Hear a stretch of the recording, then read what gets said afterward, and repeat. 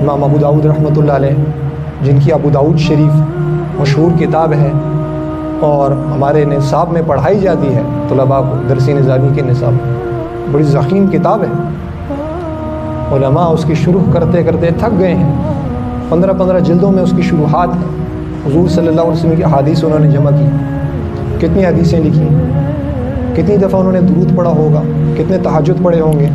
ان کا واقعہ کتابوں میں آتا ہے کہ ایک دفعہ امام ابو داؤد رحمۃ اللہ علیہ ساحل سمندر پہ کھڑے تھے، ساحل سمندر پر کشتی، جو باہری جہاز ہوتے ہیں نا، باہری جہاز، وہ 1.5 فرلانگ کے فاصلے پہ کھڑے ہوتے تھے۔ آج کل تو وہ گودیاں بنی ہوئی ہیں نا ساحل سمندر پہ، تو چونکہ وہ بڑے بڑے جہاز ہوتے ہیں، بحری جہاز، وہ تو کھڑے نہیں ہو سکتے ہیں، پانی اتنا نہیں ہوتا، اس لیے کچھ فاصلے پہ جہاز کھڑے ہوتے ہیں جہاں پانی جاتا ہے، پھر گودیاں بنی ہوتی ہیں۔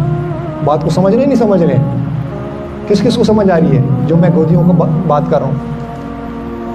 گودیاں بنی ہوتی ہیں نا وہ لکڑی کی، اس کے اوپر چل کے وہاں تک جاتے ہیں، پھر یعنی وہ بحری جہاز میں بیٹھتے ہیں۔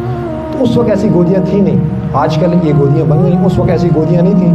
اس وقت کیا ہوتا تھا کہ جو باہری جہاز میں سفر کرتے تھے وہ ساحل سمندر سے کشتی میں بیٹھتے تھے، چھوٹی کشتیوں میں، وہ چھوٹی کشتی ان کو آگے تک لے کے جاتی تھیں، کرائے کی کشتیاں چلتی تھیں، پھر اس کے ذریعے سے بحری جہاز میں اٹھا۔ اب امام ابو داؤد رحمۃ اللہ علیہ ساحل سمندر پہ باہری جہاز کوئی 1.5 فرلانگ کے فاصلے پہ کھڑا ہے، وہاں ایک شخص ہے، اس کی آواز بڑی بلند آواز تھی، اس کو چھینک آئی، اس شخص کو چھینک آئی، اس نے جہاز کے اندر سے کہا الحمدللہ الحمدللہ، اونچی آواز سے چھینک آئے تو الحمدللہ کہنی چاہیے نا۔ اب جس کو چھینک آئے وہ الحمدللہ کہے، تو جو چھینک کو سنے تو اس کے اوپر واجب ہے کہ اس کی چھینک کا جواب دے، تو کیا کہے؟ یرحمک اللہ، ٹھیک ہے؟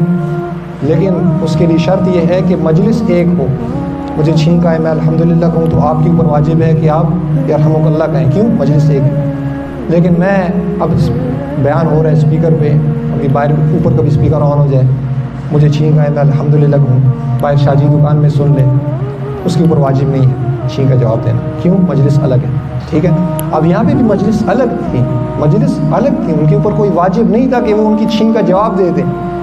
لیکن میں نے کیا کہا؟ اکابرین وہ نیکیوں کے حریص ہوتے تھے، انہوں نے جیسے ہی چھینک سنی، اب ان کی آواز سے اتنی بلند تھی نہیں کہ یہیں سے کہتے یرحمک اللہ، انہوں نے کیا کیا کہ ایک کشتی کرائے پہ لی، ایک کشتی 3 دن ہم کرائے پہ لی، کشتی میں بیٹھ کے وہاں گئے اور اس بھائی کو کہا بھائی یرحمک اللہ، آپ نے چھینکا، آپ نے الحمدللہ کہا، تو میں نے یرحمک اللہ آپ کو کہا تاکہ مجھے اس پہ ثواب ملے۔ غیب سے آواز آئی، اے ابو داؤد آج آپ نے 3 درہم کے بدلے جنت خرید لی، اے ابو داؤد آج آپ نے 3 درہم کے بدلے جنت خرید۔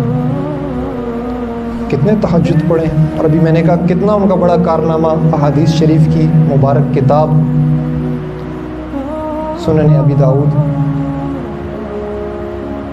کتنے تہجد پڑھے، کتنے درود پڑھے، کتنے اذکار، کتنے نوافل انہوں نے پڑھے ہوں گے، لیکن بخشش کا جب ذکر آیا تو چھوٹے سے عمل کا آیا۔ معلوم ہوا کہ عمل کی مقبولیت کے لیے اس کی صورت کو نہیں دیکھا جاتا بلکہ اس کی حقیقت کو دیکھا جاتا۔ عمل چھوٹا سا ہو لیکن اس میں اخلاص ہو تو اخلاص کی وجہ سے اس عمل میں وزن آ جاتا ہے۔ عمل تو لمبا چھوڑا ہو لیکن اخلاص ندارت، قبولیت کی شان پیدا نہیں ہوتی، قبولیت کی شان پیدا نہیں، اس لیے اخلاص پیدا کرنے کی کوشش کریں۔ چھوٹا سا عمل بھی ہوگا نا، چھوٹا سا عمل، جیسے کہ روایت میں آتا ہے کہ اگر کوئی کھجور کا ایک دانہ بھی اخلاص کے ساتھ صدقہ کرتا ہے، اللہ رب العزت اس کو بڑھاتے رہتے ہیں، بڑھاتے رہتے ہیں۔ کل قیامت کے دن جب اللہ رب العزت وہ کھجور کا دانہ پیش فرمائیں گے، ثواب پہاڑوں جتنا پیش فرمائیں گے اس کو۔ اخلاص اخلاص اخلاص۔